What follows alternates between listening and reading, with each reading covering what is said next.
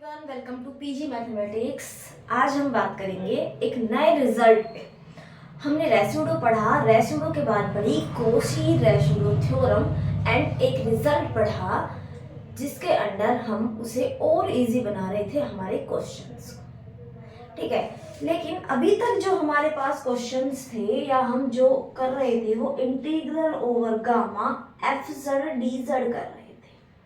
अभी तक जो भी थ्योरम्स पढ़ी, रिजल्ट्स पढ़े, उनमें हम इंटीग्रेशन कर रहे थे along gamma F Z D Z. अब यदि मेरे पास किसी गामा कर्व के लिए, ठीक है, इस तरह आ जाए F dash Z by F Z D Z, हम रिजल्ट पढ़ेंगे। इसके लिए हम क्या करेंगे, इंटीग्रेशन। और यदि इसी के साथ कोई अलग से फंक्शन फाई ऑफ जेड है, वो मल्टीप्लाई में भी हो, तो हम क्या करेंगे, इन रिजल्ट्स पे हम बात करने वाले हैं। क्या कुछ कंडीशंस हैं भी हमारे एफ जेड पे। जैसे इस वाले इंटीग्रेशन को जब हम कर रहे थे, integration over gamma F Z D Z, तो हम देख रहे थे एनालिटिक है, क्लोज कंटूर में है, जीरो हो जा रहा था कोशी थ्योरम से। रेसिड्यू में क्या हुआ, कुछ फाइनाइट पॉइंट्स पे इसके पास सिमिलैरिटी थी, तो हमने रेसिड्यू थ्योरम अप्लाई करी, है ना। तो इसी तरह एफ जेड के पास क्या कोई सिमिलैरिटी हो सकती है, इस जो हम रिजल्ट पढ़ेंगे इसके लिए जो रिजल्ट है हमारा, क्या कोई इसके लिए ये एनालिटिक ही होना जरूरी है, या हमारा इस फंक्शन के पास जीरोस हो सकते हैं, पोल्स हो सकते हैं, रिमूवेबल हो सकती है, एसेंशियल है, आइसोलेटेड है, नॉन आइसोलेटेड है। इन सब चीज़ों पे हम बात करेंगे इस रिजल्ट के थ्रू। ये रिजल्ट हमारा क्या कहने वाला है, इस पे हम देखते हैं। ठीक है, सबसे पहले आप डालिए रिजल्ट। एक हम रिजल्ट करेंगे integration F dash Z by F Z का। दूसरा जनरल फॉर्म है फाई जेड, जब हम मल्टीप्लाई करते हैं तो वो क्या है, इसका जनरलाइज फॉर्म है। जनरलाइज फॉर्म से ही ये आया है। विद एग्जांपल हम इसे समझने वाले हैं अच्छे से। तो सबसे पहले आप लिखिए रिजल्ट। रिजल्ट लिखेंगे आप कि एफ जेड हमारे पास एक फंक्शन है, एफ जेड एनालिटिक है if F Z is analytic, F Z is analytic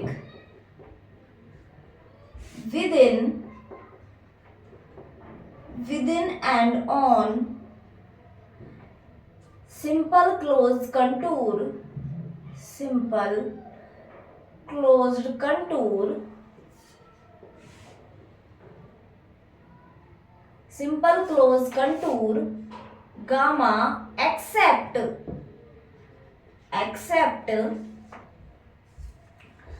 some finite points, some finite poles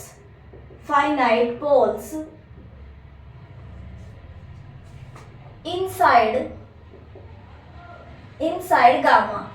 यानी कि मेरे पास जो एफ जेड फंक्शन है, मान लिया गामा एक कर्व है, काउंटर क्लॉकवाइज उसके डायरेक्शन हम लेके चल रहे हैं। हम जो भी रिजल्ट है गामा को हमेशा काउंटर क्लॉकवाइज लेके चलेंगे ताकि हमारा ये पॉजिटिव बना रहे। यदि हमारा उल्टा है यानी क्लॉकवाइज है यदि हमारे गामा की, तो हम वहाँ पे माइनस का यूज करेंगे हमारे रिजल्ट में हम जब भी निकालेंगे। ठीक है, तो हम गामा क्या है हमारा, positively oriented simple close contour. यहाँ लिख लीजिए सिंपल क्लोज कंटूर पे भी आप पॉजिटिवली ओरिएंटेड। पॉजिटिवली ओरिएंटेड बोले, काउंटर क्लॉकवाइज बोले, एंटी क्लॉकवाइज बोले, एक ही बात होती है। ठीक है, इनसाइड। लेकिन ये भी बात ध्यान देने वाली है, पोल्स हो सकते हैं एफ जेड के पास, वो भी फाइनाइट। कैसे होंगे, कुछ फाइनाइट पोल्स होंगे, और वो भी कहाँ, इनसाइड गामा, बाउंड्री पे नहीं, इनसाइड गामा। लेकिन एनालिटिक है बाउंड्री पे भी हमारा फंक्शन। ठीक है, तो हमें जो पोल्स देखने हैं वो उसके अंदर ही होना चाहिए। साथ के साथ जो एफ जेड है, एफ जेड जो हमारा फंक्शन है, डज नॉट वैनिश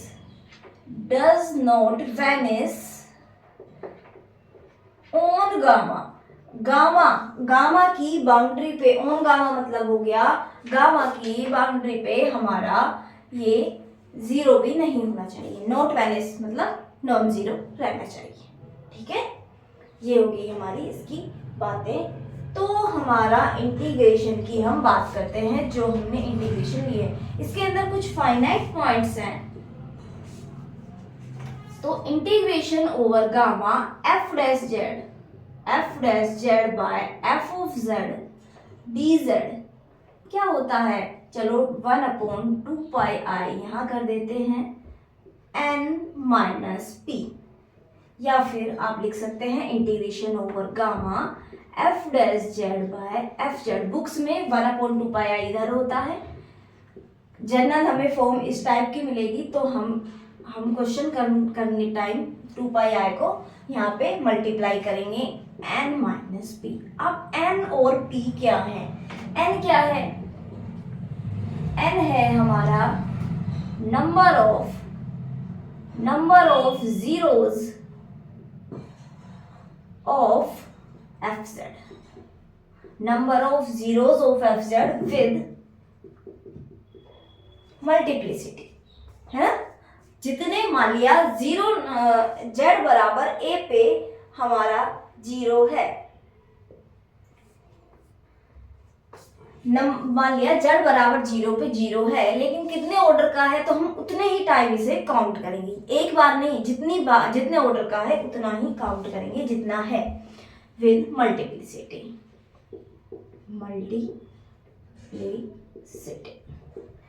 और P क्या है, जो हमने यहाँ बोला था फाइनाइट पोल्स है, वही है नंबर ऑफ पोल्स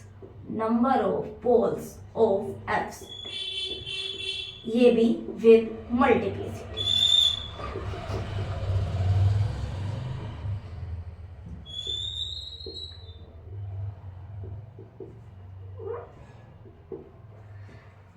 ठीक है, नंबर ऑफ पोल्स और नंबर ऑफ जीरोस, इस तरह ये होता है। आप इसे देख भी सकते हैं किस तरह, पोल्स और जीरोस एंड पोल्स, जीरोस को पॉजिटिव रखना है, पोल्स को नेगेटिव रखना है। एग्जाम्पल तो हम करेंगे ही, हम देखते हैं कि ऐसा हो क्यों रहा है। ऐसा इसलिए हो रहा है, देखो पोल्स नेगेटिव और ये पॉजिटिव कैसे आ रहा है, जब हमारे फंक्शन के पास, रफली आइडिया लेते हैं, जब हमारे फंक्शन के पास मान लिया z बराबर a पे n ऑर्डर का पोल है, ऐसा है n ऑर्डर का पोल है, तो हम fz को क्या लिखेंगे, fz को लिखेंगे z minus a raise to power n phi of z, जहाँ पे phi of a not equal 0 होना चाहिए। n ऑर्डर का 0 है, पहले 0 वाली बात करते हैं कि ये पॉजिटिवली क्यों लिया गया है। ठीक है, यदि तो हम पोल्स को इसी तरह लिखते हैं, आराम से, कोई दिक्कत नहीं है, एन ऑर्डर का पोल है हमने माना है, तो इस तरह हम इसे लिखेंगे। अब हम लेते हैं लोग, लेते हैं दोनों तरफ, क्या करते हैं लोग, क्या होगा देखो, लोग एफ जेड बराबर एन, अलग अलग हो जाएंगे लोग की प्रॉपर्टीज से, और एन जो पावर है वो आगे, n log Z minus A plus log phi of z। ठीक है, डेरिवेटिव करते हैं with respect to z, 1/f z, f डैश z बराबर n log का z माइनस a, इसका 1 plus phi z phi dash z, ये हो गया। अब आप क्या करेंगे, इसका इंटीग्रेशन निकालते हैं, गामा, ठीक है, 1/2 पाई आई से मल्टीप्लाई कर दे, 1/2 पाई आई से हम मल्टीप्लाई कर देते हैं, ये भी हो गया 1/2 पाई आई से मल्टीप्लाई, यहाँ पे भी 1/2 पाई आई से मल्टीप्लाई, ये तो हमारा बन गया ये इंटीग्रेशन। ठीक है, अब हमारे फंक्शन के पास क्या है, फंक्शन के पास हमने माना है केवल जीरोज हैं, पोल्स नहीं माने हैं हमने। ठीक है, पोल्स नहीं माने हैं, केवल 0 माना है। तो फाई जेड कैसा होता है, एनालिटिक होता है, जब हम इस टाइप से लिखते हैं, जब ये एनालिटिक है हमारा फंक्शन, जब F Z phi Z analytic है, तो एफ फाई डैश जेड भी एनालिटिक होगा, दोनों का रेशियो भी एनालिटिक होगा, इसके पास जीरो भी नहीं है तो ये दोनों एनालिटिक हो गए। और जब एनालिटिक हो गया ये phi dash Z by phi Z, तो इसका इंटीग्रेशन बाय कॉची थ्योरम 0। ठीक है, क्योंकि फाइनाइट पोल्स तो कौन से फाइनाइट जीरोस हैं वो z बराबर a पे है, बाकी को सिंगुलैरिटी हमारी है नहीं क्योंकि हमने एफ जेड को ये माना है। और इस वाले के लिए इसका इंटीग्रेशन क्या हो जाएगा, n क्या था, n ऑर्डर का था हमारे पास 0। इसी तरह और भी यदि जीरोस होंगे तो हम सबका सम करते जाएंगे। n आ गया क्योंकि n इसकी मल्टीप्लिसिटी थी z बराबर a की। इसी तरह यदि z बराबर a पे हमारा पोल है तो हम एफ जेड को लिखते phi Z upon z minus a पे पावर n। इसी तरह लिखते, या p मान लीजिए, p ऑर्डर का यदि पोल है, क्योंकि हमें n माइनस p माइनस का आना चाहिए, हमें ये दिखाना है। तो फिर से आप log ऑफ एफ जेड बराबर ये हो जाता है हमारा log phi of z minus p log z minus a। Again derivative F dash Z by F Z हो जाएगा। यहाँ पे हो गया वही phi dash Z by phi Z, यहाँ हो गया p upon z minus a। Integration करेंगे 1/2 पाई आई से मल्टीप्लाई करेंगे, ये वाला इसका 0 हो जाएगा सेम इसी रीजन से, और ये हमारा माइनस का p बन जाएगा। 1/2 पाई आई से तो मल्टीप्लाई कर देंगे, मैंने कहा माइनस का p। ये क्या थी, मल्टीप्लिसिटी थी हमारे पोल की p, तो वो आई माइनस का p। अब ये तो हमने सिर्फ एक एक पोल लिए हैं तो हमारा n माइनस n आ रहा था और ये p आ रहा था माइनस का। यदि हमारे पास a b c ज्यादा ऑर्डर के पोल होंगे तो अलग अलग इसी तरह बढ़ते हुए चलेंगे, सारे माइनस में होंगे। यदि जीरो ज्यादा होंगे तो ये प्लस में चलते हुए चले जाएंगे, तो इसलिए total number of poles minus zeros. इस तरह हम करते हैं। ठीक है, ये बात आपको समझ आई होगी। ये रफली आइडिया, एक आइडिया हो गया। नंबर ऑफ जीरोस माइनस पोल करना है आपको, ये ध्यान रखना है। एफ जेड के लेना है, पूरे फंक्शन के केवल एफ जेड के number of zeros minus number of poles आपको लेने ही लेने हैं। ठीक है, ये बात हो गई। अब हम एग्जाम्पल करेंगे, आप ये नोट कर लें, आगे हम एग्जाम्पल पे बात करते हैं। तो इसका प्रूफ कोई इंपॉर्टेंट नहीं है वैसे, ठीक है, प्रूफ इंपॉर्टेंट नहीं है हमारा, इंपॉर्टेंट है हमारा रिजल्ट। आपको यदि इंटीग्रेशन दिया जाए along gamma F dash Z by F z, तो सीधा सीधा आप करेंगे 2 pi i into number of zeros minus number of poles. ठीक है, विद इन सेकेंड ये क्वेश्चन हो जाते हैं। और तो हम एक क्वेश्चन करके देखते हैं, फिर इसके जनरलाइज फॉर्म पे आगे चलते हैं कि हम किस तरह से करेंगे। प्रूफ का मैंने आइडिया इसलिए दे दिया आपको ताकि ये समझ आ जाए कि क्यों पोल्स वाला माइनस हो रहा है और क्यों हमारा जीरोस वाला प्लस में आ रहा है। tan पाई जेड डी जेड का आपको निकालना है इंटीग्रेशन, और गामा कर्व है हमारा ये मोड z बराबर 3, ये हमारा है गामा, इसे मुझे करना है। अब थोड़ा कंफ्यूजन हो गया कि भाई कैसे करें, तो इस रिजल्ट की हेल्प से आप देखिए कैसे करेंगे। आप tan z को लिखेंगे इंटीग्रेशन मोड z बराबर 3 sine pi z by cos pi z dz। ठीक है, साइन और कोस तो एक दूसरे के डेरिवेटिव टाइप में होते हैं।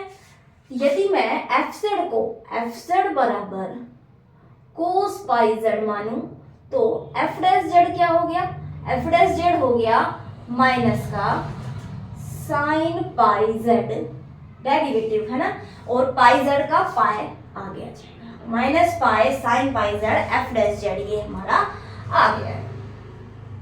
ठीक है, इस फॉर्म का इसे बनाने की कोशिश करते हैं। गामा कर्व है हमारा मोड z बराबर 3 integration minus pi sine pi z upon cos pi z. Minus का पाई है तो हम इधर भी -1/पाई से मल्टीप्लाई एंड डिवाइड हमने कर दिया। ठीक है, अब हमें इंटीग्रेशन करना है। अब हम डायरेक्ट ये देखेंगे कि एफ जेड क्या है, कोस जेड। कोस जेड के इस हमारे कर्व के अंदर कितने हमारे क्या है, जीरोस हैं, कितने पोल्स हैं, देख लीजिए, बना लीजिए। ये हमारा सर्किल है, सर्किल भी बराबर नहीं है, एक मिनट।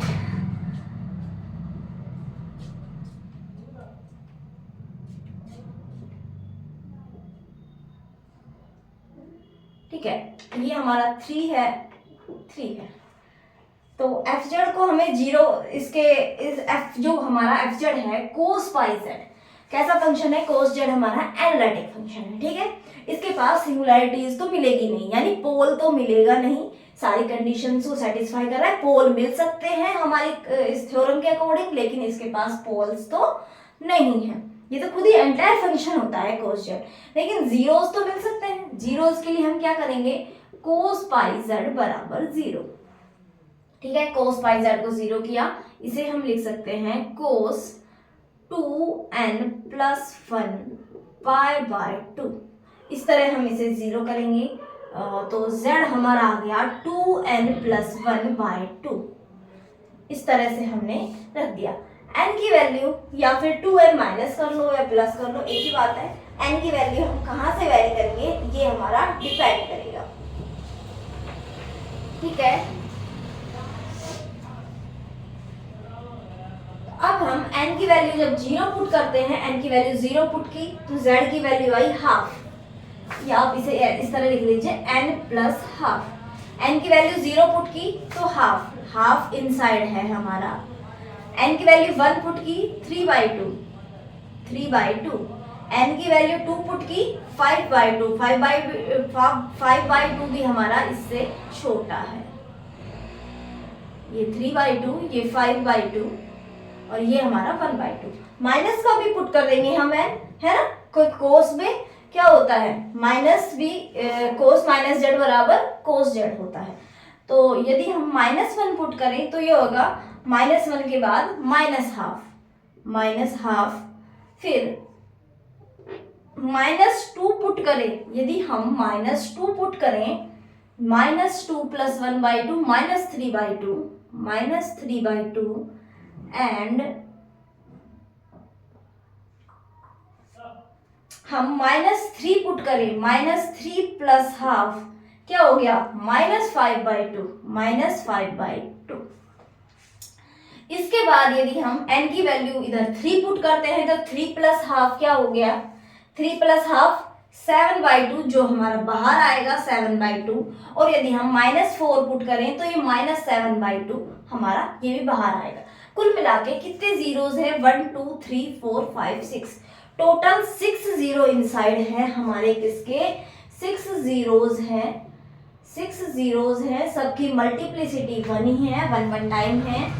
तो हम इसका आंसर, इस इंटीग्रेशन का आंसर डायरेक्ट क्या लिखेंगे, -1/π, इसकी वैल्यू होगी 2πi, number of zero 6 minus number of poles, cos Z entire function है, पोल्स है नहीं, 0 बराबर हो गया -12 आयोटा।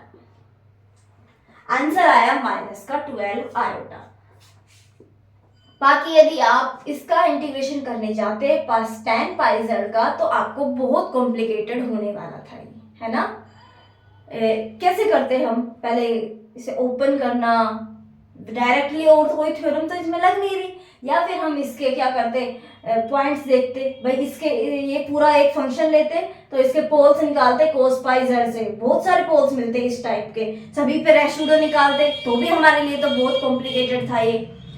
हम इसके पास इनफाइनाइट पोल्स हैं, यदि हम इस पूरे को फंक्शन को यदि हम लेके चले तो इसके पास पोल्स हैं जहां जहां कोस पाई जेड हमारा 0 हो रहा है। इनफाइनाइट पोल्स है n+½ इस फॉर्म के सारे पोल्स हैं, तो हम सब पे रेशूडो कैसे निकाल सकते थे। और फिर हम इस सर्किल की बात करते, यदि इस सर्किल की हम बात कर रहे थे, भाई हम इस सर्किल के लिए हमें निकालना है, तो इस सर्किल के अंदर कितने पोल्स आए, इसके पोल्स आए हमारे 6 पोल आए, आपको 6 पे निकालना पड़ता, 6 पे रेशूडो निकालना पड़ता, 6 बार रेशूडो निकालते, फिर 2πi से मल्टीप्लाई करके उनका एक सम करके 2πi से मल्टीप्लाई करते हैं। एक तो ये तरीका था। दूसरा, यदि आप सोचते 6 पे कौन निकालेगा, मैं इन्फिनिटी पे निकाल के काम करूं, तो इन्फिनिटी वाली जो कोरोलरी है वो क्या कहती है, फाइनाइट प्लेन में जितने भी हैं, हमें तो सिर्फ 6 तो ये एक चाहिए, 6 रेसिड्यू तो एक साथ चाहिए, लेकिन बाकी के और भी तो रेसिड्यू है प्लस इन्फिनिटी वाला, फिर 0 होता, तो ये सारे भी फिर कहाँ से लेके आते, इसका मतलब हमें 6 तो निकालने ही पड़ते हैं। उससे अच्छा है ये थ्योरम हमने यूज की, 2-3 लाइन में हमारा आंसर आ गया। ठीक है, तो कुछ क्वेश्चंस हमें देख के पता लगना चाहिए कि हमें कौन सा फॉर्मूला, कौन सा रिजल्ट, कौन सी थ्योरम यूज करनी है ताकि हमारा क्वेश्चन इजीली बन जाए। ठीक है, तो ये आप नोट कर लें। तो स्टेटमेंट भी याद रखें, फंक्शन हमारा एनालिटिक तो होना चाहिए, लेकिन उसके पास पोल्स हो सकते हैं, लेकिन पोल्स होंगे तो फाइनाइट होंगे। जो हमारा गामा कर्व दिया गया है उसके अंदर जो पोल्स होंगे वो फाइनाइट पोल्स हों तो ज़्यादा अच्छा है। ठीक है ना, यदि इनफाइनाइट पोल्स हुए तो फिर ये थ्योरम काम नहीं करेगी। मान लो ये मोड z बराबर c ना दिया होता, मोड z बराबर 3 ना दिया होता और हमें डायरेक्टली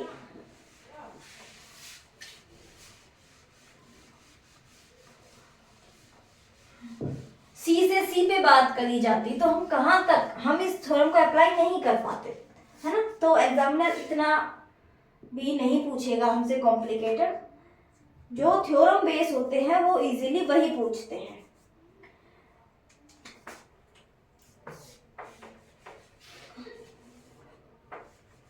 चलो अगला रिजल्ट जो इसका जनरल है, सारी कंडीशंस जो पिछले रिजल्ट की हैं सेम रहेगी एफजेड के लिए। एडिशन क्या करेंगे आप कि जो फाइजेड है is analytic function, is analytic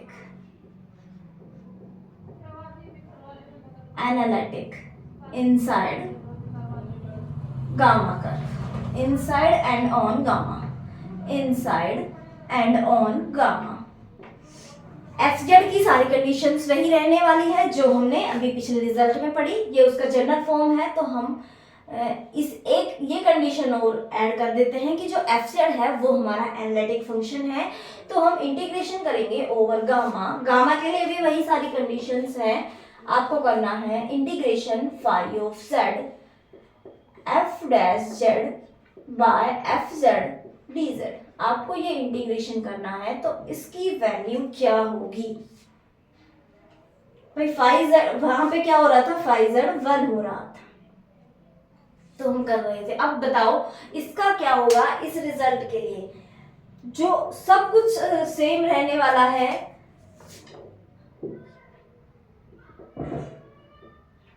FZ पे सारी कंडीशन सेम रहने वाली है, गामा पे हमारा सब कुछ सेम होने वाला है। हम क्या करेंगे, हम करेंगे summation phi of a i's and j, i पे समेशन ए आईज क्या है और एन जे क्या है ये अभी मैं आपको बता देती हूँ। रुको, आई नहीं से जे ही जे करते हैं, j same coefficient minus summation phi of b i m i and i पे समेशन। ए आई क्या है, ए आई है zeros, a i is zero of f z with multiplicity nj and bj is poles of fz with multiplicity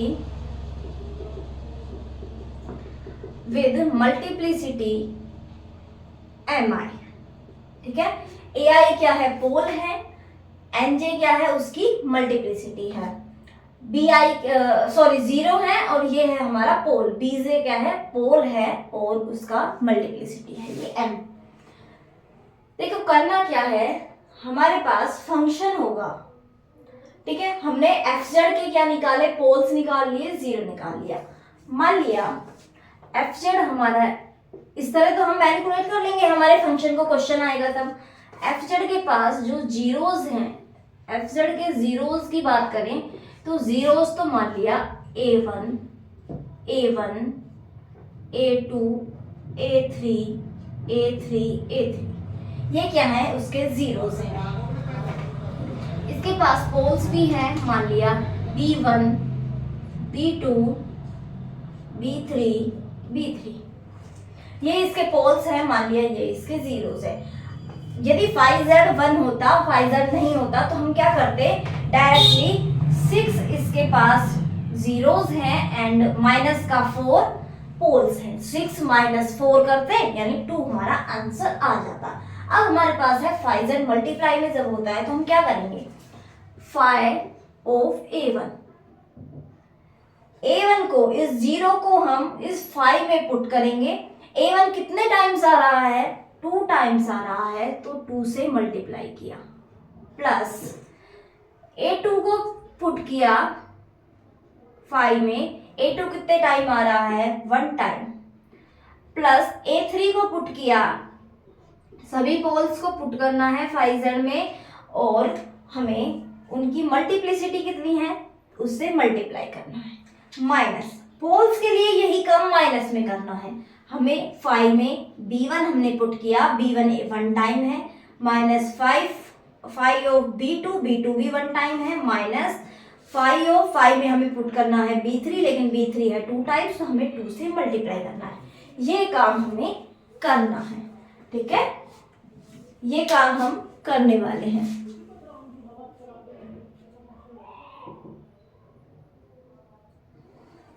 ठीक है ना, तो इस तरह से हम करेंगे। ये कॉम्प्लिकेटेड नहीं है, ये क्या है, समेशन किया है हमने 0 पुट करना है और उसकी मल्टीप्लिसिटी से मल्टीप्लाई करना है। देखो क्या होगा, मल्टीप्लिसिटी से हम डायरेक्टली क्यों लिख रहे हैं, हमें क्या करना है, सारे जीरोस को पुट करना है। मैं A1 को 2 बार पुट किया, मान लो मैंने 5 ऑफ A1 प्लस फिर 5 of A1 plus 5 of A2, 5 of A2, 5 of A3, 5 of A3, 5 of A3, इस तरह मैं करूं तो 5 ऑफ A1 क्या हो गया, 5 ऑफ 2, 5 ऑफ A1, यानी मल्टीप्लिसिटी से तो मल्टीप्लाई किया, इसलिए ये फॉर्मूला इस तरह से हमने लिख दिया। तो ठीक है, इसका भी हम एक एग्जांपल करते हैं,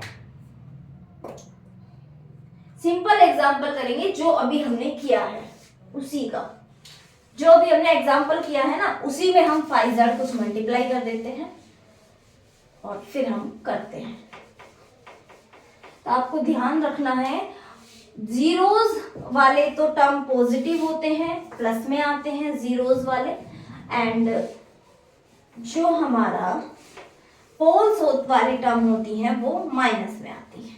ठीक है, ये आपको इतनी चीज आपको याद रखनी है। हाँ, क्वेश्चन सेम ही रखते हैं, मोड z बराबर 3, 5z को z स्क्वायर tan पाई z dz। ठीक है, सब सेम हमने रखा है, सिर्फ 5z हमने z स्क्वायर से मल्टीप्लाई किया है। इसके पास हमने इसे इस फॉर्म में लिखा, मोड z बराबर 3 z square minus pi sine pi z by cos pi z, यहाँ माइनस 1/पाई dz। ठीक है, हमने एफ जेड कोस पाई जेड को माना, तो हमारे पास इसके पास पोल्स तो थे ही नहीं, जीरोस थे, और जीरोस क्या आए थे हमारे पास, half, 3/2, 5/2, minus half, minus 3/2, minus 5/2, यही आए थे पोल्स, वो सॉरी जीरोस, पोल्स तो थे नहीं। तो अब आप डायरेक्ट बता सकते हैं इसका आंसर, माइनस 1/पाई तो बाहर है ही, 2 पाई आए, हम मल्टीप्लाई करेंगे, साथ में पोल्स के सब पहले जीरोस हैं तो जीरोस के लिए हम क्या करेंगे, 5z क्या है हमारा, z स्क्वायर, यहाँ पे हमारा 5z है z स्क्वायर, तो इसके लिए हम क्या करेंगे, 5z है हमारा z स्क्वायर, तो हम करते हैं पुट करते हैं इस फंक्शन में इसे, हाफ की, ये सारे सबकी मल्टीप्लिसिटी क्या है, 1 1 है, सबकी मल्टीप्लिसिटी कितनी है, 1 1 है। तो हम क्या करते हैं, हाफ रखा हमने 5z में, 3/2 5z में, प्लस 5/2 रखा 5z में, प्लस माइनस हाफ रखा 5z में, प्लस माइनस 3/2 हमने रखा 5z में, माइनस 5/2 रखा 5z में, एंड पोल्स तो है नहीं, तो ये हो गया हमारा 0। ठीक है, तो बस अब हमें थोड़ा सा कैलकुलेट करना है। तो ये हो गया -2 आयोटा 1/4 1/4 1/2 9/4 9/4 क्या हो गया, प्लस 9/2 25/4 25/4 25/2 -2 आयोटा, ये हो गया 35/2, ये कैंसिल, ये हो गया माइनस का 35 आयोटा। ये आ गया हमारा आंसर। ठीक है, ये हमारा हो गया आंसर। तो इस तरह आप इन क्वेश्चंस को डील करेंगे। ठीक है, इस तरह से आपको ये क्वेश्चंस में डील करनी है और आप क्वेश्चंस को इजीली कर पाएंगे।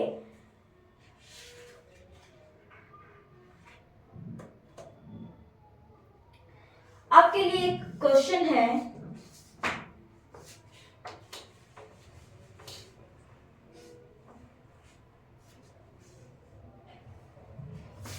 इंटीग्रेशन है ओवर z बराबर 3 पाई e⁻z अपॉन e⁻z -1 dz। इसका इंटीग्रेशन एक बार आप खुद से करके देखें, फिर मैं आपको बताती हूं कि इसका इंटीग्रेशन आपको क्या करना है, कि आप किस तरह इसका इंटीग्रेशन करेंगे।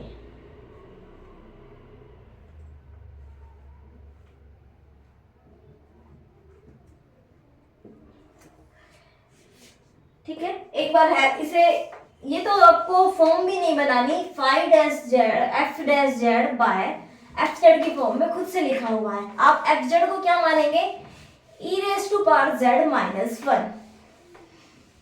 इसका डैश क्या होगा, e⁻z, जो हमें ऊपर गिवन है हमारे क्वेश्चन में।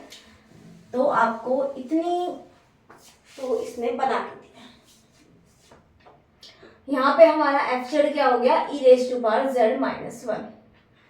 पोल्स नहीं है, जीरोस ही हैं, जीरोस के लिए इसे 0 के बराबर रखा, e⁻z बराबर 1 बराबर e⁻0, या लिख सकते हैं 2n पाई आयोटा, e⁻2n पाई आयोटा, इसकी वैल्यू भी 0 ही होती है।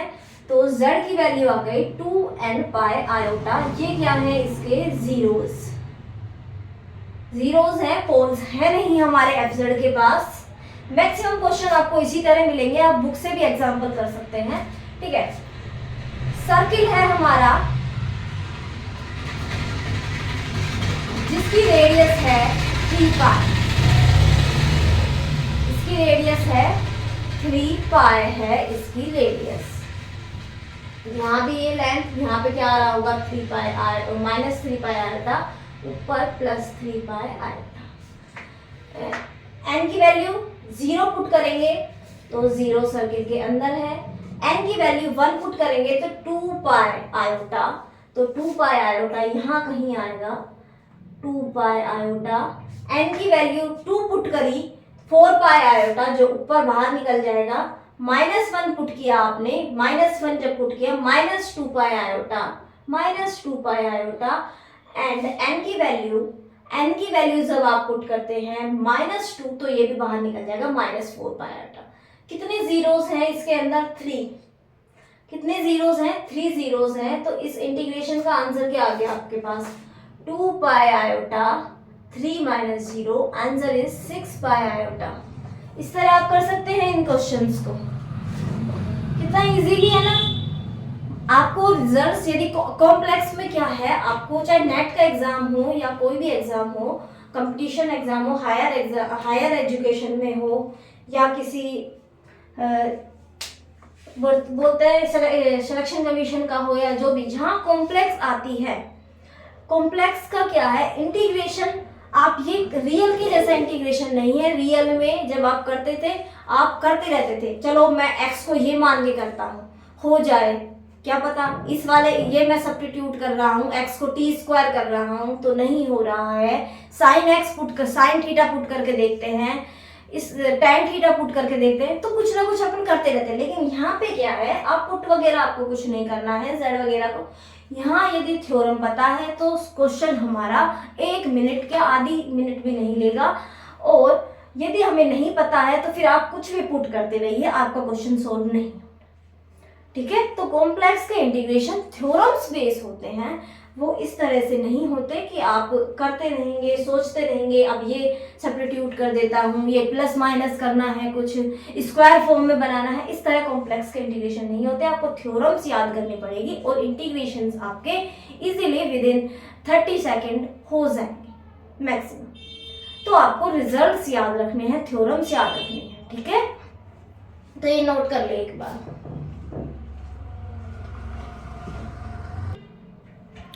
एक क्वेश्चन और करते हैं, फिर हम नेक्स्ट क्लास में चलेंगे रोशे थ्योरम पे। वो हमें कॉम्प्लेक्स पॉलिनोमियल के रूट्स के बारे में बताएगी, है ना, तो हम नेक्स्ट क्लास में बताएंगे वो। चलो क्वेश्चन पे आते हैं। क्वेश्चन है हमारा tan n पाई nz, अभी तक पाई z ले रहे थे, अब है nz dz, और जो गामा कर्व है वो है हमारा मोड z बराबर 1/n।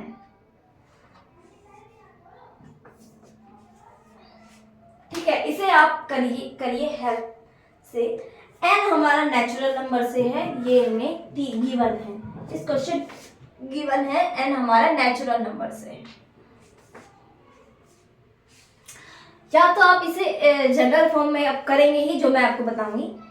आप एग्जाम में बैठे हैं और आपका क्वेश्चन पेपर है, ऑब्जेक्टिव है, आपको टिकी लगाना है, n दिया है नेचुरल नंबर से, तो वो हर किसी के लिए क्या होगा, सही होगा। आप n की कुछ वैल्यू से असाइन कीजिए, आंसर निकाल के देखिए ऑप्शन कौन सा सही बैठ रहा है, आप बाय ऑप्शन जा सकते हैं। ठीक है, n नेचुरल नंबर से है, 1 2 इस तरह आप पुट करके देख सकते हैं। हम बात करते हैं general. Sine nz by cos nz, इसका जब हम डेरिवेटिव करेंगे माइनस n और चाहिएगा, -1/n dz।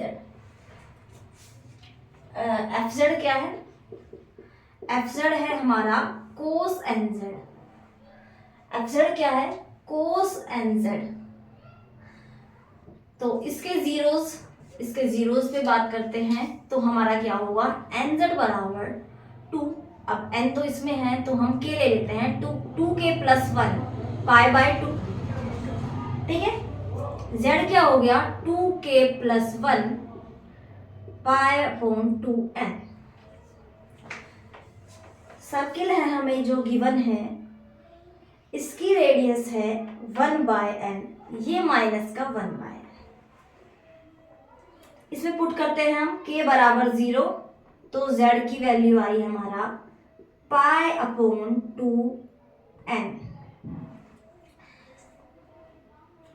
1/n इसे लिख सकते हैं π/2। π/2 क्या है, ग्रेटर देन 1 है, यानी ये वैल्यू ग्रेटर देन है 1/n से। जब हम एक से बड़े नंबर को यदि मल्टीप्लाई करते हैं किसी नंबर में तो वो बड़ी हो जाता है, छोटे से मल्टीप्लाई करते हैं तो वो छोटा हो जाता है। तो 1/n से बड़ा है, इसका मतलब ये पॉइंट हमारा कहीं बाहर आने वाला है।